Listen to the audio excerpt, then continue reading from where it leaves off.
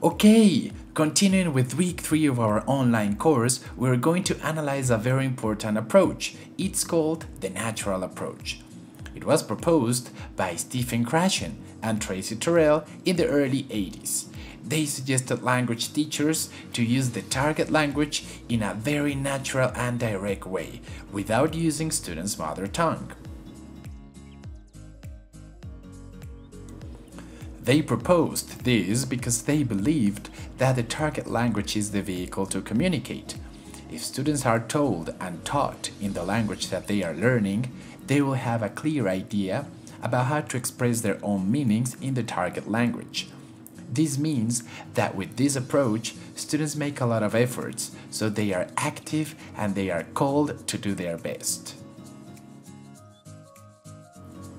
When it comes to this approach, the natural approach, there are 5 hypotheses that these authors proposed at that time. These hypotheses are very meaningful in this approach because they hadn't been said before. At that time, these were very important hypotheses and they still make sense today.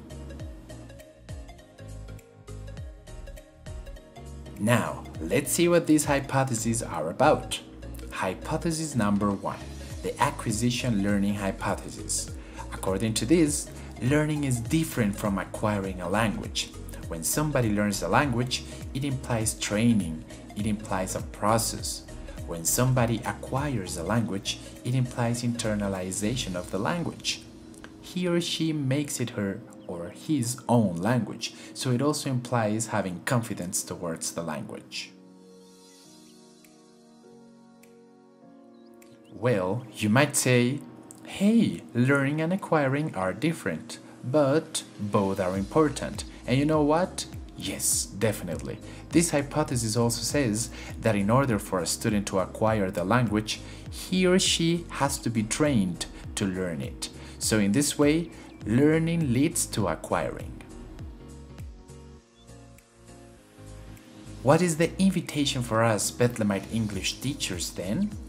Well, it is to keep in mind that our objective is to facilitate learning among students, but also to keep in mind that they need to learn the language but also acquire the language, and that makes a difference.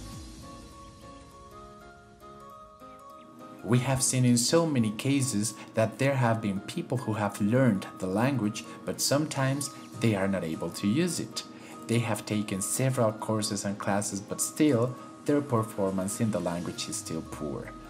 This is because these people have probably learned the language, but they haven't acquired it yet.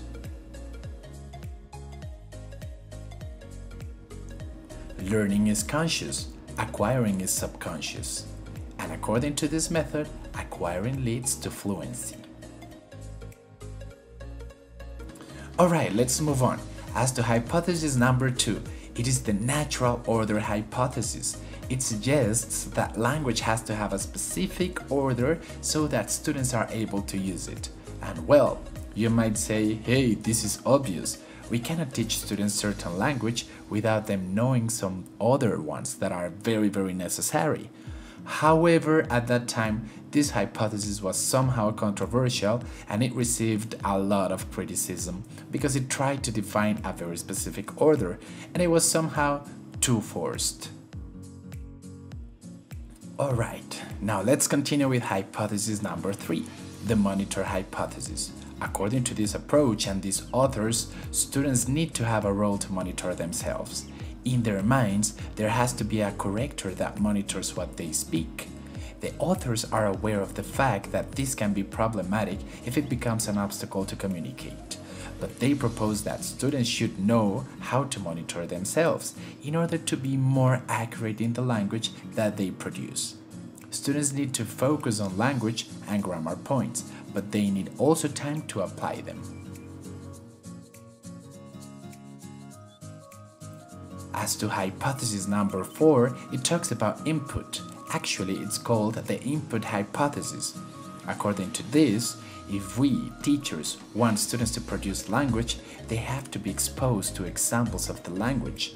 This means that they need a lot of input in order for them to be able to give output.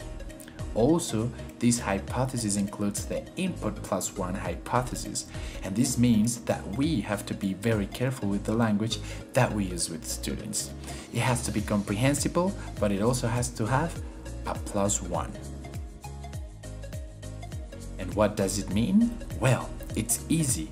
It means that language has to increase its level of difficulty and complexity in a plus 1 degree, little by little, making sure that we speak clear enough for students to follow, but also making sure that little by little we add a few more complex words in a gradual way. This happens gradually. Students are exposed to higher and higher input, but gradually. And last but not least, hypothesis number 5, the affective filter hypothesis. This states that learners need to be free of anxiety and fear to speak. It is highly important that they build confidence in an environment in which they feel comfortable. If we mention this hypothesis in a more technical way, we would have to say that students have an affective filter. If they are stressed or nervous, they will learn less. If they are comfortable and confident, they will produce better language and they will be closer and closer to acquiring the language. So, this is the theory of language learning proposed by the natural approach. As you can see, there are some contributions from it that still make sense today. Learners have the role of being challenged, and they are also given an active role in their learning process. Teachers have the role of setting a natural environment in the classroom. This can also imply disguising the classroom into different spaces from real life. For example, we can adapt the classroom to become an airport, a travel agency, a restaurant, and so on. This really helps us to get closer to real life and to make learning meaningful. However, we have to make sure that adapting the classroom is not just something visual. If our classroom has become an airport or a restaurant, we need to act and to speak accordingly. Alright, now that we have gone through this approach, the time has come for you to produce. Please propose one strategy for each hypothesis, and for last hypothesis, which is the one about the affective filter, propose at least 3 ways in which you can set a friendly and an anxiety-free environment in your English classes. Read 2 contributions from your colleagues and then reply to them.